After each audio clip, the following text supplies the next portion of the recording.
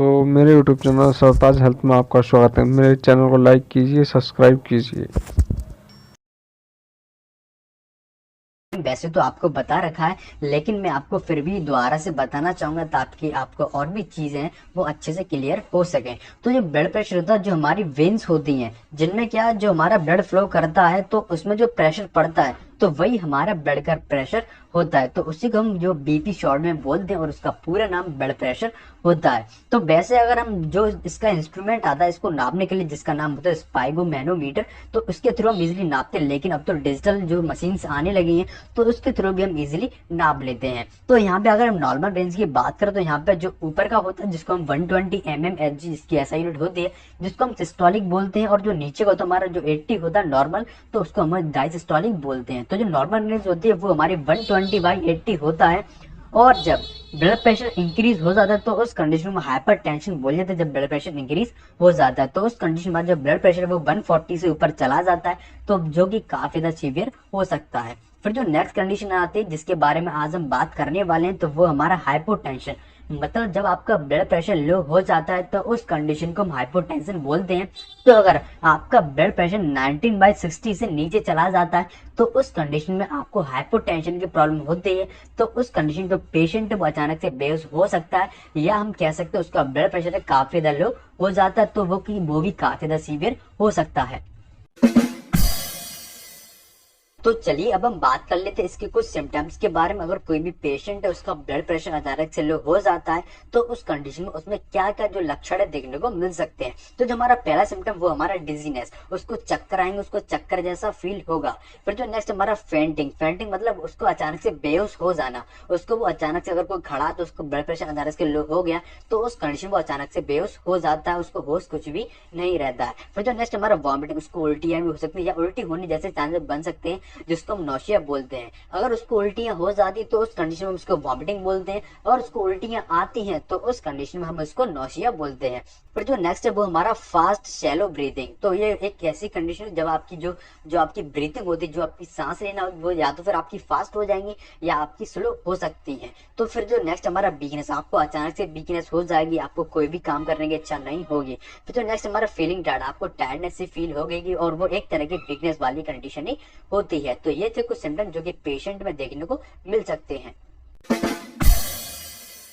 तो चलिए अब हम बात कर लेते हैं कि कुछ कॉजेस के बारे में। आखिरकार जो ब्लड प्रेशर है वो किन वजह से लो हो सकता है। वैसे तो काफी सारे रीजंस होते हैं, लेकिन मैंने यहाँ पे कुछ इंपॉर्टेंट रीजन लिख रखे हैं जो कि आपको नॉर्मली देखने को मिल सकते हैं। तो जो हमारा सबसे पहला कॉज है वो हमारा सीएनएस डिजीज। अगर आपके सेंट्रल नर्वस सिस्टम से कोई भी डिजीज रिलेट करती है तो उस कंडीशन में ब्लड प्रेशर लो होने के चांसेस होते हैं। फिर जो नेक्स्ट हमारा लो ब्लड वॉल्यूम, अगर आपके जो खून बॉडी में कम है तो उस कंडीशन में आपके जो ऑक्सीजन का जो अप डाउन है वो अच्छे से नहीं हो पाता है, और आपकी जो गैसेस का एक्सचेंज भी प्रॉपर नहीं होता, और आपकी बॉडी में न्यूट्रिशन भी है पूरा नहीं पहुंच पाता है। तो उस कंडीशन में आपका जो ब्लड प्रेशर लो होने के काफी सारे चांसेस होते हैं।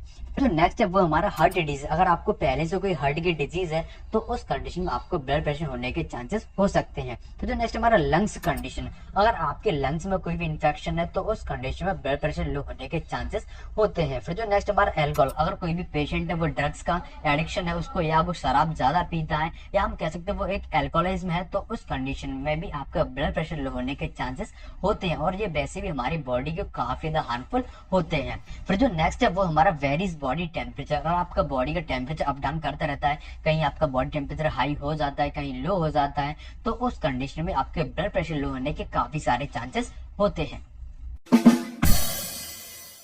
तो चलिए अब हम बात कर लेते हैं कि अगर किसी भी पेशेंट का ब्लड प्रेशर लो हो गया है, नॉर्मली लो हो गया है, तो उस कंडीशन में क्या ट्रीटमेंट दी जानी चाहिए जिससे कि पेशेंट वो जल्दी से रिकवर हो सके।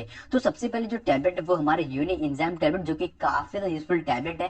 मैंने इसके बारे में अपनी वीडियो में बता रखा। तो ये काफी ज्यादा टैबलेट है जो कि हमारी बॉडी के एंजाइम्स को बैलेंस रखती है और जो आपका डाइजेशन है उसको इम्प्रूव करती है। तो ये टैबलेट भी काफी ज्यादा यूजफुल होती है ब्लड प्रेशर वाली कंडीशन में, जो कि हमारी बॉडी के न्यूट्रिएंट्स को बैलेंस रखने में काफी अच्छा काम करती है। तो ये टैबलेट है जो कि यूनि एंजाइम के नाम से मिल जाती है। तो इस टैबलेट के आपको 3 तरह के साइड मिल जाते हैं, इसके अंदर आपको फंगल डाइजेशन मिल जाता है, पेपिन मिल जाता है और आज के अंदर चारकोल मिलता है, जो कि इसके अंदर चारकोल है जो कि काफी ज्यादा यूजफुल है, जो कि आपके बॉडी के टॉक्सिक मटेरियल को बाहर निकालने में काफी अच्छा काम करता है। तो हम बात करें इस टैबलेट को आपको लेना कैसे, तो आपको ये टैबलेट दिन में 2 बार खाना खाने के बाद, आप सुबह शाम इस टैबलेट को खाना खाने के बाद इजिली ले सकते हैं और आपको हमेशा डॉक्टर की एडवाइस को ही फॉलो करना होता है।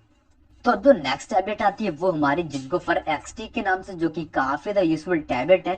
तो इस टैबलेट के अंदर आपको अलग अलग तरह के कॉम्बिनेशन मिल जाते हैं। इसके अंदर आपको फॉलिक एसिड मिल जाता है, इसके अंदर आपको जिंक मिल जाता है, फेरस एस्कोरेट जैसा साल्ट मिल जाता है, जो कि आपको ब्लड प्रेशर को और आपके ब्लड के वॉल्यूम को मेंटेन करने में काफी अच्छा काम करता है। तो ये टैबलेट भी काफी ज्यादा यूजफुल होती है और चाहे तो आप इसको साल्ट को देख के आप कोई भी अदर कंपनी का यूज कर सकते हैं, लेकिन मैं आपको सजेस्ट करूंगा आप एक अच्छे ब्रांड का इसको प्रयोग करें। तो ये टैबलेट आपको दिन में 1 बार लेनी होती है। आपको ये टैबलेट हमेशा खाने खाने के बाद ही यूज करनी होती है और आपके डॉक्टर के एडवाइस को ही फॉलो करना होता है। तो कभी कभी क्या होता है कि पेशेंट को ब्लड प्रेशर जब लो हो जाता है तो उस कंडीशन में कुछ सिम्टम्स भी देखने को मिलते हैं, जैसे कि उसको वॉमिटिंग हो जाती है या उसके सर में दर्द काफी ज्यादा होता है। तो उस कंडीशन में कुछ सिम्टम के बेसिस पे भी ट्रीटमेंट दिया जाता है। तो वैसे तो कोई हैवी डोज नहीं दी जाती, हम चाहें तो उसको हैवी डोज प्रोवाइड करा सकते हैं जब कोई भी सीवियर कंडीशन है, तो उस कंडीशन में हमें ऐसे डोज देने होते हैं, लेकिन नॉर्मली हमें बिल्कुल लो डोज देने की कोशिश करनी होती है। तो यहाँ पे वैसे तो आप चाहें तो डिस्पेंस टैबलेट का यूज कर सकते हैं, जो कि काफी अच्छी टैबलेट है। आपको ये टैबलेट दिन में 2 बार लेनी होती है, जो कि टैबलेट जो कि काफी ज्यादा यूजफुल है। और आप चाहें तो पैरासीटामोल टैबलेट का यूज कर सकते हैं या आप आइबुप्रोफेन टैबलेट का यूज कर सकते हैं, जो कि काफी ज्यादा यूजफुल और काफी ज्यादा अच्छी टैबलेट भी है। तो ये टैबलेट आप यूज कर सकते हैं, जो कि आपको दिन में 2 बार लेनी होती है। तो अगर ब्लड प्रेशर लो होने के साथ साथ पेशेंट को उल्टियां भी हो रही हैं, तो उस कंडीशन में कुछ मेडिकेशन भी दी जाए जो कि सिम्टम्स के बेसिस पे होती हैं। तो अगर पेशेंट को नौशिया भी जैसी कंडीशन है या उसको वॉमिटिंग हो चुकी है, तो उस कंडीशन में आप चाहे तो एसिलॉक टैबलेट का यूज कर सकते हैं। और अगर आपको उस टैबलेट से आराम नहीं मिल रहा है तो उस कंडीशन में आप इमसेट टैबलेट का यूज कर सकते हैं, जो कि आपकी वॉमिटिंग को काफी हद तक कंट्रोल कर देती है। तो ये टैबलेट आपको दिन में 2 बार लेनी होती है, जो कि इमसेट टैबलेट है, जो कि काफी अच्छी और काफी ज्यादा फेमस टैबलेट है। तो आप इन दोनों में से एक टैबलेट का यूज कर सकते हैं।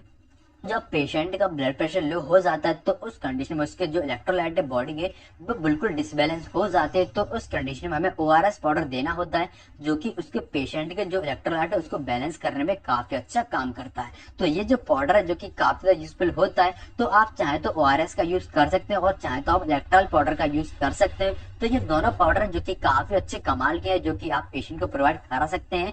तो ये थे कुछ ट्रीटमेंट जो कि मैंने आपको बताया, जो कि आपके ब्लड प्रेशर लो को काफी हद तक कंट्रोल कर लेते हैं। अगर कोई भी पेशेंट है जो कि ज्यादा ही तबीयत उसकी खराब है, ज्यादा ही ब्लड प्रेशर लो हो गया है, तो उस कंडीशन में कुछ स्पेशल ट्रीटमेंट दिया जाता है जो कि आपके हॉस्पिटल के बेसिस पे होते हैं। तो उम्मीद करता हूँ आपको ये वीडियो इन्फॉर्मेशन काफी ज्यादा पसंद आई होगी। तो प्लीज वीडियो को लाइक कर दीजिए और ऐसी न्यू अपडेट के लिए चैनल को सब्सक्राइब जरूर कर लीजिए। और आप मुझे कमेंट करके बता सकते हैं कि मैं अगली वीडियो किस टॉपिक पे लाऊं, ताकि आपको और नई जानकारी मिल सके।